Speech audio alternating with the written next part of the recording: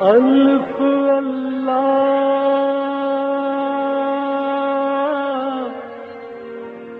چمبے دل بوٹی میرے من وچ مرشد لائی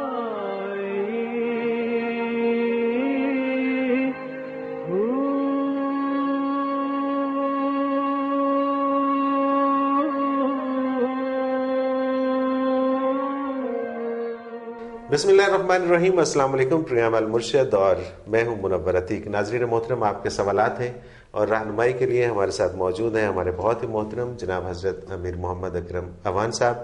آپ سلسلہ نقش بندیہ اویسیہ کے شیخ ہیں، مترجم قرآن ہیں، مفکر قرآن ہیں، شاعر ہیں، ادیب ہیں، بہت سے حوالے ہیں آپ کے تعارف کے۔ حضرت صاحب بہت شکریہ، آپ نے وقت دیا۔ پہلا سوال شامل کرتے ہیں۔ عصمت جمیل ہیں حافظ آباد سے، یہ کہتے ہیں کہ جی ہم اکثر یہ کہتے ہیں کہ اللہ ہمیں ہدایت عطا فرمائے، ہدایت کا اصل مفہوم کیا ہے؟ ہدایت کا ترجمہ الحمدللہ رب العالمین والصلاۃ والسلام علی حبیبہ محمد وآلہ وصحبہ اجمعین۔ اعوذ باللہ من الشیطان الرجیم، بسم اللہ الرحمن الرحیم۔ ہدایت کا ترجمہ رہنمائی ہے۔ صحیح۔ What to do, how to do. صحیح۔ اور عرف عام میں اچھے کام کی رہنمائی کو ہدایت کہتے ہیں۔ صحیح۔ اور برائی کی رہنمائی کو گمراہی کہا جاتا ہے۔ بالکل صحیح۔ ہم جو کہتے ہیں اللہ ہمیں ہدایت دے تو اس کا مقصد یہ ہوتا ہے کہ ایک بندہ زہر کھا رہا اور دعا کر رہا ہو اللہ مجھے لمبی عمر دے، تو آپ کیا کہیں گے؟ ظاہر ہے اس کو غلط کر رہا ہے، وہ غلط کر رہا ہے، جو نتیجہ ہے وہ عمل پہ آئے گا، کہنے پہ نہیں۔ بالکل ٹھیک۔ ہم جب کہتے ہیں اللہ ہمیں ہدایت دے، اور یہ وہ دعا ہے جو تلقین کی گئی ہے سورۃ فاتحہ میں بھی، صحیح، جو ہر نماز کی ہر رکعت میں پڑھی جاتی ہے، اہدنا الصراط المستقیم، بے شک، ہمیں سیدھے راستے ہدایت دے۔ تو اس کا مطلب یہ ہے کہ ہم اس کام کی کوشش بھی کریں اور پھر اللہ سے رہنمائی بھی مانگیں، توفیق بھی مانگیں۔ صحیح، یعنی نیکی کی کوشش بھی کریں اور دعا بھی کریں کہ ہدایت دے۔ اب ہدایت کے مختلف ذرائع ہیں، سب سے بڑا ذریعہ اللہ کا رسول ہے، پھر اللہ کا قرآن ہے، چونکہ قرآن بھی رسول صلی اللہ علیہ وسلم کی معرفت ہمیں ملا، رسول نہ ہو تو ہمارے پاس قرآن بھی کوئی نہیں، بے شک، اللہ کے ساتھ ایمان ہے۔ پھر قرآن نصاب حیات ہے، قرآن محض پڑھنے کی ثواب کی کتاب نہیں، یہ ایک پوری بکلٹ ہے پوری زندگی کی کہ کیسے بسر کرنی ہے، کیا کھانا ہے، کیا نہیں کھانا، کیا بولنا ہے، کیا نہیں بولنا، کیا کرنا ہے، کیا نہیں کرنا۔ تو اس نظر سے کوشش کی جائے اس پر عمل کرنے کی، اور ساتھ دعا کی جائے کہ اللہ مجھے ہمت دے، مجھے توفیق دے، اور جہاں جہاں خامی رہتی ہے پوری کر۔ یہ ہے ہدایت کا طلب کر۔ صحیح۔ اور اگر کوئی زندگی گناہ میں بسر کر رہا ہے، دعا کر رہا ہے ہدایت دے، تو اپنے آپ کو دھوکہ دے رہا ہے، جھوٹ بول رہا ہے۔ جس کام کی کوشش نہیں کرتا اس کی دعا کیا کرے گی؟ بالکل صحیح۔ یعنی دعا کا یہ ہے کہ جو ظاہری اسباب و وسائل ہیں وہ آپ جمع کریں، بالکل ٹھیک، اور ان سے جو نتیجہ مطلوب ہے وہ اللہ سے مانگیں۔ صحیح صحیح۔ تو کام آپ نیکی کی طرف بڑھیں اور ہدایت کی دعا کریں، بالکل صحیح، برائی کو چھوڑیں۔ اچھا حضرت جی، یہ جو کائنات چونکہ بہت بڑی ہے اور کائنات میں ظاہر ہے کہ طرح طرح کی مخلوق رہتی ہے، اللہ تعالیٰ کی بنائی ہوئی مخلوق ایسی ایسی، یہاں زمین کے اوپر بھی، سمندر میں بھی، تو یہ انسان کے اوپر ہی کیوں لاگو کیا گیا یہ سارا کچھ، اور جنت اور دوزخ صرف انسان کے لیے ہی ہے یا باقی مخلوق کا بھی اس میں کوئی؟ انسان ہی صرف اکیلی مخلوق ہے جو جنت میں رہے گی، دوزخ میں جنات بھی جائیں گے لیکن اتنی دیر جتنے ان کے جرائم ہیں۔ اچھا، جن کی نجات ہوگی انہیں ختم کر دیا جائے گا، اور جن کوئی سزا ہوگی وہ اپنی سزا پانے کے بعد ختم ہو جائے۔ انسان کبھی ختم نہیں ہوگا کہ اس کی روح جو ہے وہ امر ربی سے ہے۔ صحیح۔ کل الروح من امر ربی، یہ عالم امر سے، عالم امر میں فنا نہیں ہے، امر صفت ہے ذات باری۔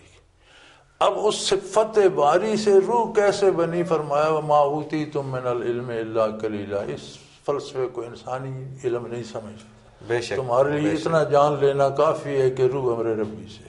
بالکل صحیح. اب اسے چونکہ دوام ہے اور اکیلی مخلوق ہے انسان جس کو یہ عالم امر کی روح سونپی اور اسے استعداد دی گئی کہ یہ اللہ کی ذات کو اپنی حیثیت کے مطابق پہچانے. ایک جاہل اپنی حیثیت کے مطابق پہچانتا ہے، پڑھا لکھا اپنی، ایک عالم اپنی، ایک بہت باعمل شخص عالم اپنی حیثیت، جتنے کسی کے پاس استعداد. صحیح.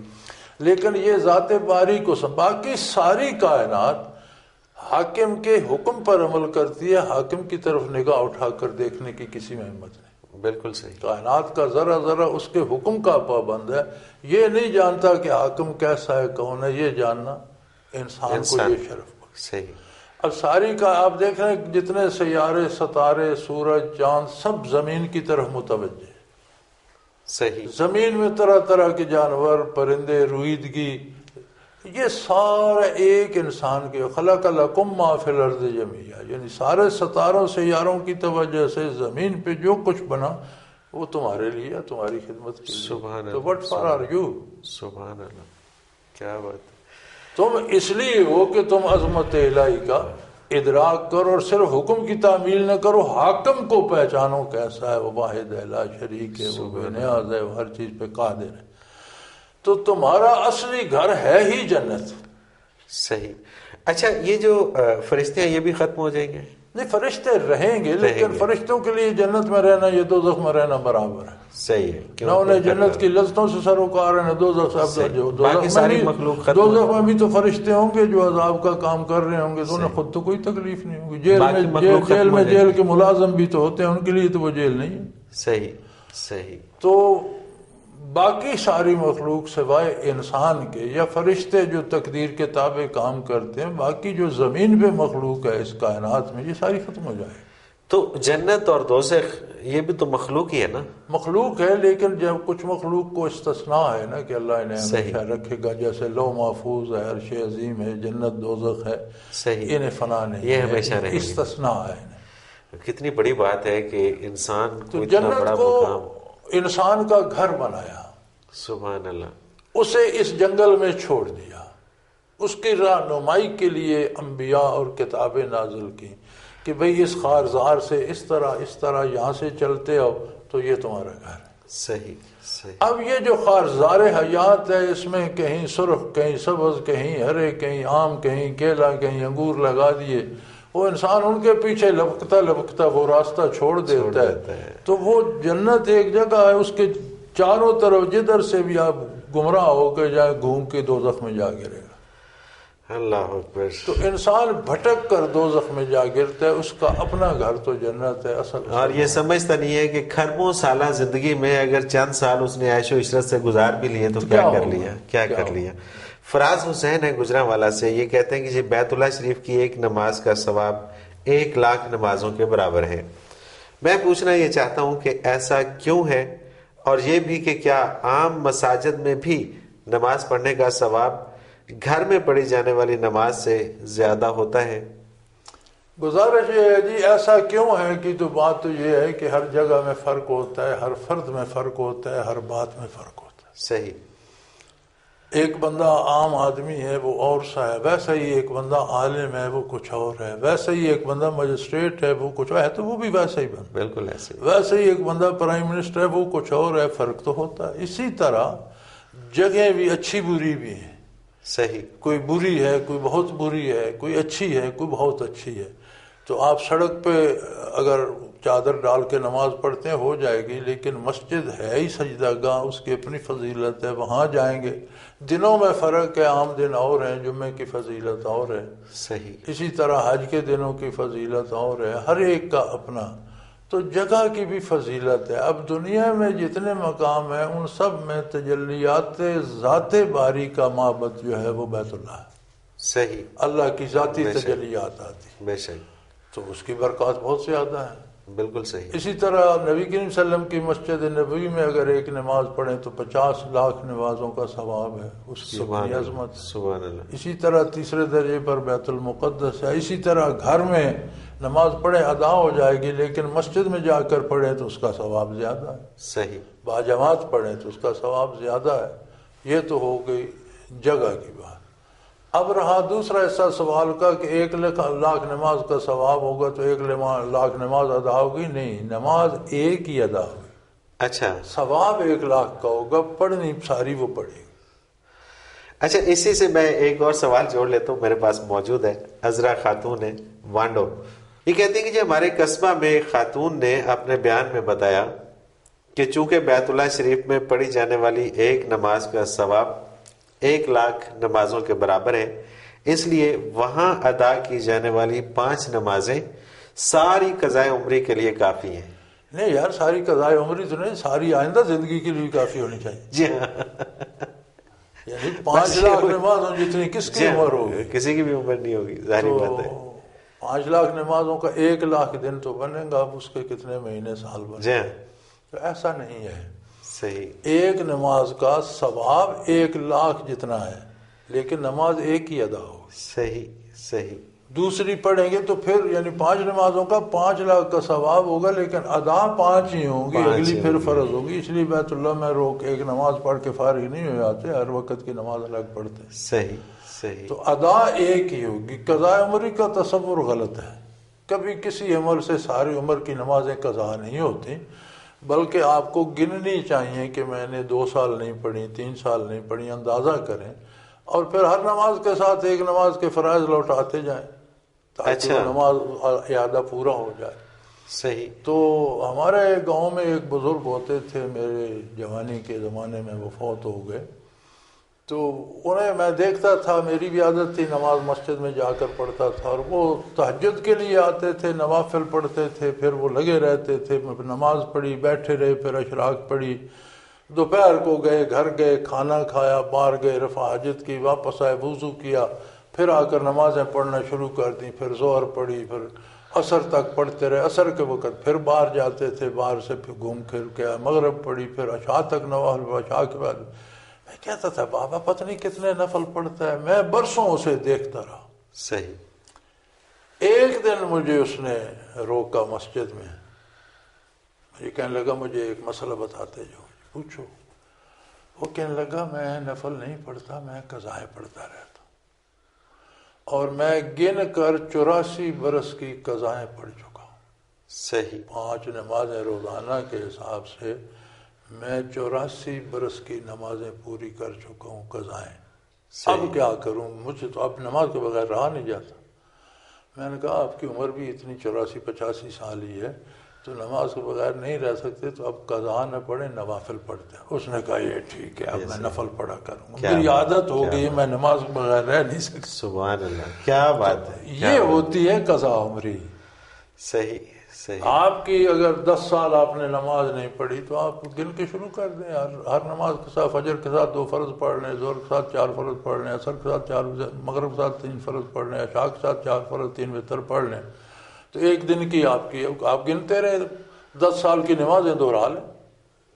یہ تو قضاء عمری. اچھا، یہی سے ایک اور سوال اٹھتا ہے کہ اگر یہ انسان یہ ارادہ کر لے کہ پچھلے گناہوں کی معافی مانگ لے، اور آج سے یہ ارادہ کر لیا کہ پچھلی جتنی بھی قضائیں ہیں وہ پڑھے گا، اور اس کے ساتھ وہ چند دن یا چند برس زندہ رہتا ہے، وہ پوری نہیں ہوتی، اس کے ذمہ وہ ارادہ اور اس پر عمل ہے. صحیح. آگے اللہ ہے، وہ کرے، آگے اللہ تعالیٰ بغیر کیے بھی بخش دے. غفور الرحیم ہے. بالکل صحیح. وہ تو ہے نا، حدیث شریف میں موجود ہے کہ ایک بندہ نوافل پڑھتا ہے، روزے رکھتا ہے، بیمار ہو جاتا ہے، نہیں رکھ سکتا، اس کا وہ عمل اللہ جاری رکھتے ہیں، اس کا ثواب ملتا رہتا ہے، کیونکہ وہ معذور ہو گیا، اس نے جان بوجھ کر نہیں چھوڑے. تو جو نیک اعمال کر رہا تھا وہ منقطع نہیں ہوتے، ان کا ثواب اسے بغیر کیے بھی ملتا رہتا ہے. بالکل صحیح، بالکل صحیح. اللہ کے کرم بہت ہیں جی، مغفرت کے نیت کر لینے سے اللہ تعالیٰ جو ہے وہ غفور الرحیم ہے. ناظرین محترم، آپ بھی اس پروگرام میں شامل ہو سکتے ہیں. آپ ہمیں اپنا سوال SMS بھی کر سکتے ہیں، میل بھی کر سکتے ہیں. اسکرین پہ ہمارا ایک نمبر بار بار ابھرتا ہے، آپ وہ نمبر نوٹ کر لیجئے، 0333-4955-021. اسی طرح سے ہمارا ای میل ایڈریس ہے، یہ بھی آپ نوٹ کر لیجئے، questions@almurshid.tv. اس پہ ہمیں آپ میل کر دیں، آپ کا سوال ہم شامل کریں گے. اور اگر آپ ہمارے گزشتہ پروگرامز دیکھنا چاہیں تو ویب سائٹ نوٹ کر لیجئے www.almurshid.tv. اس میں آپ ہمارے جتنے بھی گزشتہ پروگرامز ہیں وہ آپ دیکھ سکیں گے۔ ایک مختصر سا کمرشل بریک، اس کے بعد حاضر ہوتے ہیں، ہمارے ساتھ رہیے گا۔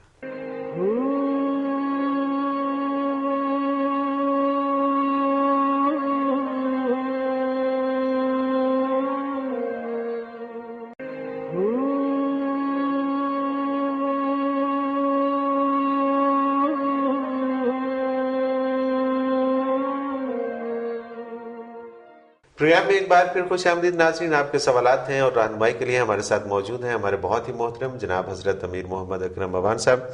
حضرت جی اگلا سوال شامل کرتے ہیں، حامد قریشی ہیں بہاول نگر سے۔ یہ کہتے ہیں آج کل ٹی وی کے ایک چینل پہ ایک جادو کرنے والے کا اشتہار آ رہا ہے کہ کسی سے رشتہ بنانا ہو یا کسی کو دنیا سے اٹھانا ہو تو اس سے رابطہ کیا جائے۔ میرا سوال یہ ہے کہ کیا جادو کے زور پر کسی کو جان سے بھی مارا جا سکتا ہے؟ ایسا مشکل ضرور ہے لیکن ناممکن نہیں۔ صحیح، ایسا ہو سکتا ہے، اور شرعاً وہ بندہ قاتل ہے اور اس کی وہی سزا ہے جو قاتل کی ہونی قاتل چاہیے۔ کی ہے۔ یہ بڑی عجیب بات ہے۔ طب میں بھی یہ ہے کہ اگر کوئی حکمت جانتا نہیں اور ایک دو نسخے جان کر حکیم بن بیٹھے لوگوں کو دھوکہ دیتا ہے، اس کی دوائی غلط دوائی سے کوئی مر جائے تو اس سے بھی قتل کا حساب لیا جائے گا۔ صحیح، یہ شرن بھی ایسے ہی ہے۔ شرعاً ہے۔ سبحان اللہ۔ طب پر پہلے عبور حاصل کرے، پھر غلطی سے کوئی مر جائے تو وہ غلطی ہے۔ صحیح، لیکن وہ طب جانتا ہی نہیں اور کسی کو نیلا تھوتھا کھلا دیا اور وہ مر گیا تو وہ قاتل ہے۔ قاتل ہے۔ ٹھیک، چلو دنیا میں بچ گیا، اللہ کے نزدیک اس کا حساب ہے۔ صحیح، جادو کی اصل یہ ہے کہ شیطان کفریہ کلمات تعلیم کرتا ہے۔ صحیح، وہ کلمات ایسے ہوتے ہیں بعض کے لوگوں کو معنی آتے ہی نہیں، اگر آتے بھی ہوں تو کفریہ ہوتے ہیں، پرانی قدیم زبانوں کے ہوتے ہیں۔ پھر وہ کوشش کرتا ہے کہ جس مقصد اس نے مثلا پڑھا ہے کہ فلاں بندے کو بخار ہو جائے، چلو بخار نہ ہو تو اس کو سر درد تو ہو جائے، جتنی شیطان کی یہ شیطانی جو مخلوق ہے ان سے جتنی ہو سکے وہ کوشش کرتے ہیں کہ یہ کیا جائے۔ صحیح، صحیح۔ قرآن کریم نے اس کا بڑا سادہ سا علاج بتا دیا ہے۔ آخری دونوں صورتیں جو ہیں معوذتین جنہیں کہتے ہیں، وہ پڑھ کر دم کرو، یہ ختم ہو جاتا ہے۔ تو نماز کے ساتھ اگر کوئی نماز پڑھتا ہے روزانہ دونوں آخری صورتیں بھی اپنا وظیفہ بنا لے تو جادو اثر نہیں کرتا، کیونکہ جادو کے اثر کرنے کے لیے دو بنیادی شرطیں ہیں۔ ایک یہ ہے کہ بندہ اس سے خوفزدہ ہو، صحیح، بالکل صحیح ہے۔ دوسرا یہ ہے کہ اس کی قوت متخیلہ کمزور ہو۔ موسیٰ علیہ السلام کے سامنے جب جادوگروں نے جادو کیا اور انہوں نے وہ میدان اژدہوں سے بھر دیا، کوئی رسے پھینکے اژدہا بن گئے، کوئی لاٹھیاں، اللہ کے نہیں فرماتے نہیں وَاسْتَرْهَبُوهُمْ، انہوں نے پہلے لوگوں کو ڈرایا، صحیح، یہ سانپ بن جائیں گے، کھا جائیں گے، اژدہا کسی کو کھا گیا تو ہم ذمہ دار نہیں ہوں گے، اس لکیر سے پیچھے ہٹ جاؤ، آگے جس کا کپڑا بھی ہوگا اسے اژدہا کھا جائے گا، یہ اتنے بڑے بڑے سانپ بن جائیں، لوگوں پر پہلے خوف طاری ہو گیا۔ ہیبت طاری کی۔ صحیح، پھر یخیل الیہم انہا تسعی، ان کی قوت متخیلہ میں یہ بات آ گئی کہ یہ اژدہا بن گئے ہیں اور بات سبحان اللہ، حقیقتاً نہیں سبحان بنے۔ اللہ۔ یہ حضرت جی بڑی بنیادی بات ہے، اور اس بات یخیل کو الیہم، ان بالکل کی صحیح، قوت متخیلہ میں انہوں نے یہ بات بٹھا دی کہ یہ اژدہا بن گئے اور بھاگ رہے ہیں۔ وہ اژدہا نہیں تھے، رسیاں رسیاں تھیں، لاٹھیاں لاٹھیاں ہی تھیں۔ انہیں وہ نہ، چونکہ جو چیز ہم دیکھتے ہیں یہ سیدھی قوت متخیلہ کو جاتی ہے۔ بالکل صحیح، یہ شیشہ فوٹو لیتا ہے، قوت وہ پھر دماغ کو بھیجتی ہے، وہاں بجلی کی لہریں چلتی ہیں اور وہ تصویر بنا کے ہمارے ذہن کو اور دل کو دیتا ہے کہ جی یہ تو کیمرہ ہے۔ بالکل صحیح۔ اسی طرح سے میں ایک آپ کی بات، ایک جنرل کی ایک پڑھ رہا تھا ہسٹری، تو اس میں انہوں نے لکھا کہ جی اس کو یہ وہم ہو گیا تھا کہ اس کے ہاتھ سے جب نمک گر جائے گا تو وہ مر جائے گا، تو پھر ایسے ہی ہوا کہ اس کے ہاتھ سے جب نمک گرا تو وہ مر گیا، تو وہ اس کی قوت متخیلہ کے اندر چلا گیا۔ بالکل صحیح۔ صحیح، بالکل صحیح۔ تو جب موسیٰ علیہ السلام نے وہ دیکھا میدان میں یہ تو اژدہا نظر آ رہے ہیں، تو انہیں تھوڑا سا کھٹکا ہوا کہ یہ میرے پاس تو ایک لاٹھی ہے، اور لوگ یہ نہ سمجھیں کہ جادوگر سے، اللہ کے نبی نے فرمایا نہیں، آپ ایک لاٹھی پھینکیں دیکھیں ہوتا کیا ہے۔ وہ اتنا بڑا اژدہا بنا کہ وہ سارے ان سانپوں کو چٹ کر گیا۔ صحیح، صحیح، بالکل صحیح۔ تو وہ جو موسیٰ علیہ السلام کا تھا وہ معجزہ تھا، وہ حقیقت تھی، سبحان اللہ۔ اس لیے وہ سارے اژدہا چٹ کر گیا، لیکن اسے کوئی ختم نہیں کیا۔ جب انہوں نے پکڑا تو لاٹھی ویسی تھی۔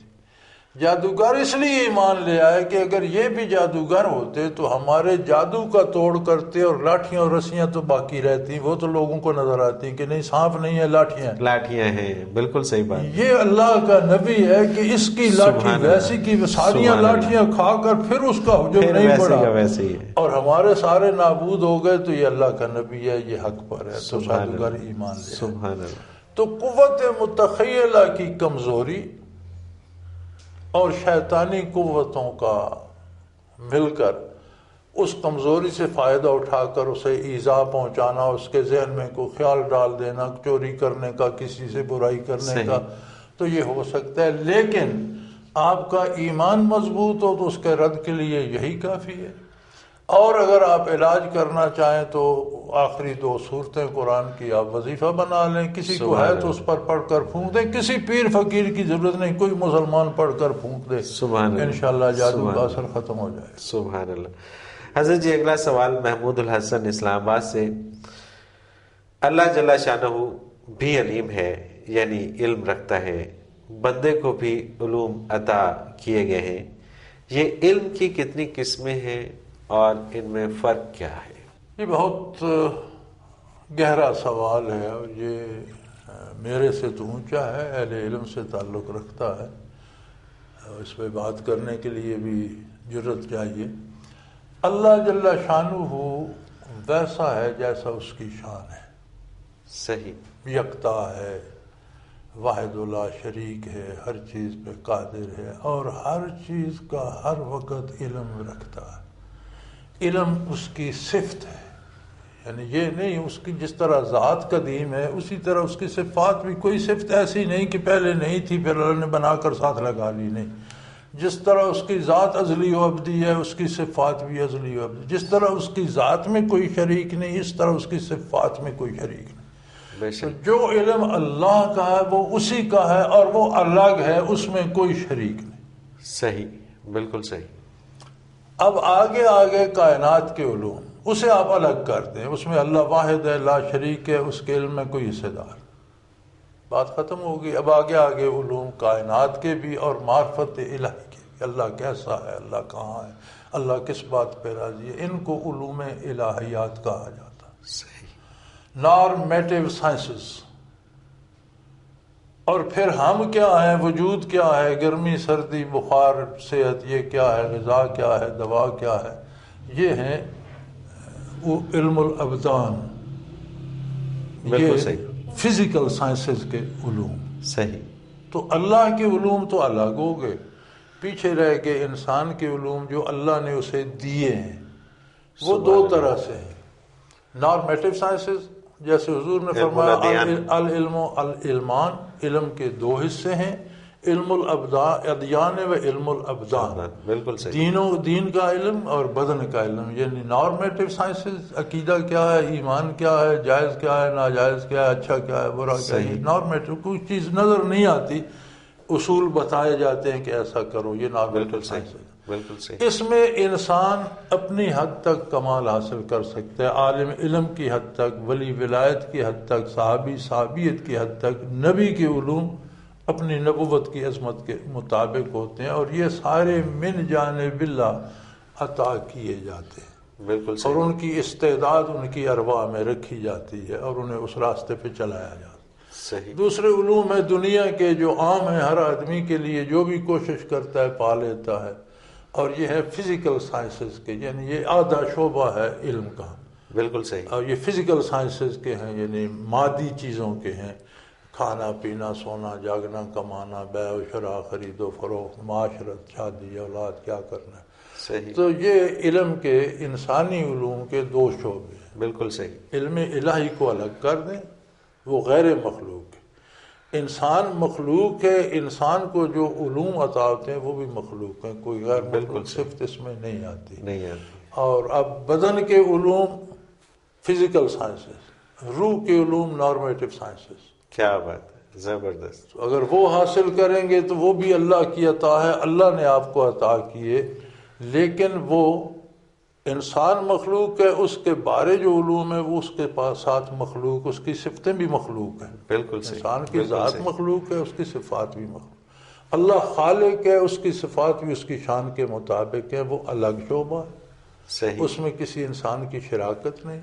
انسانی علوم دو اعلیٰ علوم جو ہیں وہ نارمیٹو سائنسز کے ہیں، روح کے ہیں، اس کے دوسرے درجے کے، اور حضور نے فرمایا کہ علم دو ہیں، دونوں کو حاصل کیا جائے تو علم ہوگا۔ اور یہی ہماری آج کی بدقسمتی ہے، بالکل صحیح کہ بات جو ہے۔ دین سیکھتے ہیں وہ دنیا کا علم نہیں سیکھتے، جو دنیا سیکھتے ہیں وہ دین سے دور ہو جاتے ہیں، اور دونوں ایک دوسرے کو جھوٹا کہہ رہے ہوتے ہیں، دونوں ایک دوسرے کے در پہ ہے کہ یہ کہتے ہیں مولویوں کو سمندر میں پھینک دو، وہ کہتے ہیں ان کو سولی چڑھا دو۔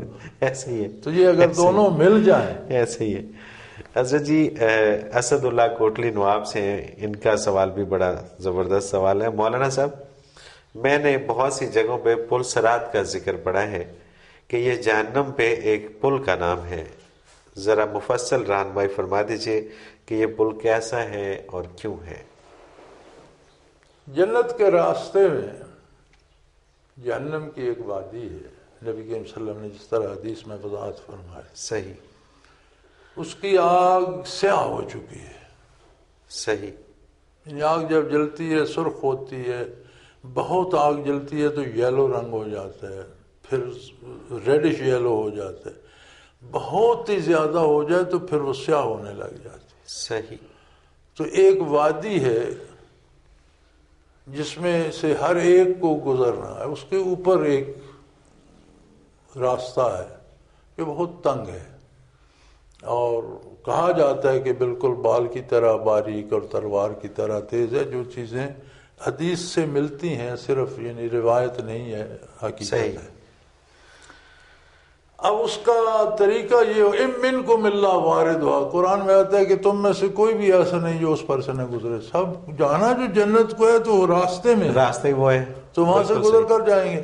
صحیح، تو انبیاء کے بارے آتا ہے کہ جس طرح بجلی کڑک جاتی ہے گزر جائیں گے، صحابہ کرام کے بارے آتا ہے کسی طرح گزر جائیں گے، کچھ لوگ اس طرح گزریں گے جس طرح گھوڑ سوار یا سواری پہ، جہاز پہ، کار پہ گزر جاتے ہیں، کچھ لوگ اس سے کم دوڑتے ہوئے گزر جائیں گے، کچھ لوگ پیدل چلتے ہوئے گزریں گے۔ اب اس پہ چلنا اس نے ہے جو اس زندگی میں پل صراط پہ چل رہا ہے۔ صحیح، بالکل صحیح، ایمان لایا، پل صراط پہ آ گیا۔ صحیح، کافر دوزخ میں جائے گا، پل صراط پر نہیں جائے گا، جہنم میں دھکا دے دیا جائے گا۔ صحیح، صحیح، یہ مسلمانوں کے لیے ہے۔ کافر تو جائے گا، قدم رکھے گا تو کٹ کے نیچے گر جائے گا، اس کے گزرنے کا سوال ہی پیدا نہیں ہوتا۔ بالکل صحیح ہے۔ اب مومن کے جتنے اعمال ہیں اتنا وہ گزرتا جائے گا، جہاں اعمال ختم ہوں گے گر جائے گا۔ صحیح، اگر ایمان ہے، اعمال ختم ہو گئے تو پھر باقی وادی اسے پیدل عبور کرنی ہوگی جنت جانے کے لیے۔ اس میں صدیاں لگ گئیں، 10 صدیاں لگ گئیں، 4 صدیاں لگ گئیں۔ ہاں ظاہر ہے یہ تو ڈیسائیڈڈ تو نہیں ہے اتنا عرصہ وہ سزا بھگتتا ہوا، مار کھاتا ہوا، گھسٹتا پٹتا، جس میں رائی برابر بھی ایمان ہوگا وہ پار چڑھ جائے گا، لیکن جہاں گر گیا تھا وہاں سے اگلے سرے تک وہ سفر پیدل کرے گا آگ میں، اور اس سے آگ میں پہاڑی۔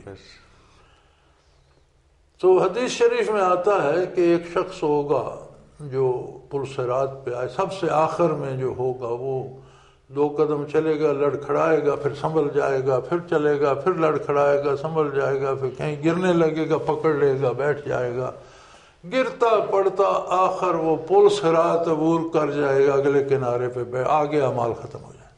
اب کنارے پہ بیٹھا ہے، ادھر دیکھتا ہے دوزخ نظر آتی ہے، ادھر دیکھتا ہے جنت نظر آتی ہے، تو حضور فرماتے ہیں وہ دعا کرے گا کہ اے اللہ میں تجھ سے اور کچھ نہیں مانگتا، تو مجھ پر مہربانی فرما، اس دوزخ سے مجھے دور کر دے، جنت کے قریب کر دے، اس مصیبت اسے میں دیکھ دیکھ کر گھبرا رہا ہوں۔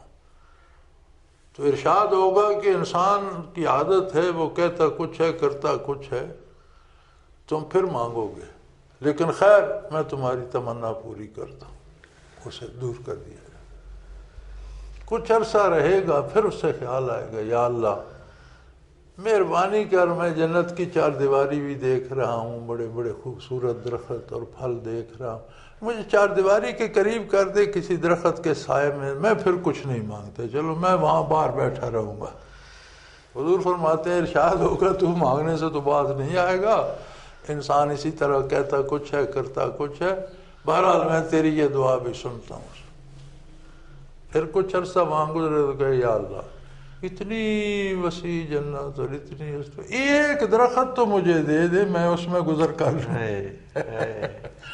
تو حضور فرماتے اس کی یہ دعا بھی پوری ہوگی اور اس درخت کے ساتھ اسے جو رہائش ملے گی اس میں 70,000 محل ہوں گے. اللہ اکبر. اس شخص کے لیے جو اس طرح گرتے پڑتے پہنچا. اور عربی میں 70 کا لفظ کثرت کی، جیسے ہم کہتے ہیں ہزاروں ہیں، بالکل صحیح، حتمی تعداد نہیں ہوتی، کثرت کے لیے استعمال ہوتی ہے. تو 70,000 سے مراد ہے کہ لاکھوں شاید محلات اس ایک شخص کے لیے ہوں جو اس طرح پہنچا. جو کامیابی سے پہنچے گی ان کو اللہ کیا کیا دے گا وہ اللہ جانے. اللہ اکبر. حضرت جی اللہ تو تعالیٰ سب کو یہ ہمارے سامنے ہے پل صراط. صحیح. آج ہم اس سے گزر رہے ہیں. اگر ہم نیکی کرتے ہیں تو قدم جما کر اور سیدھا رکھتے ہیں، جہاں برائی کرتے ہیں وہاں ہم اپنے آپ کو دھکے دے رہے ہیں، گر نہ جائیں. اور اللہ تعالیٰ سب کو ثابت قدم اور سب کو سلامت قائم رکھے. حضرت جی اس کے ساتھ ہی پروگرام کا وقت اپنے اختتام کو پہنچا. ناظرین محترم، آپ بھی اگر اس پروگرام میں شامل ہونا چاہیں، ہمیں اپنا کوئی سوال بھیجنا چاہیں تو اسکرین پہ ہمارا نمبر بار بار ابھرتا ہے، نوٹ فرما لیجیے 0333 4955 اور اسی طرح سے ہمیں آپ میل کر سکتے ہیں questions@almurshid.tv. اس پہ ہمیں آپ اپنا کوئی بھی سوال ہو میل کر دیجئے، اس پروگرام میں شامل کریں گے. ہمارے گزشتہ پروگرام سے اگر آپ دیکھنا چاہیں تو آپ ویب سائٹ پہ www.almurshid.tv اوپن کریں تو اس میں سارے آپ کو پروگرامز مل جائیں گے. اس کے ساتھ ہی منور عتیق کو اجازت دیجیے. اللہ حافظ. لا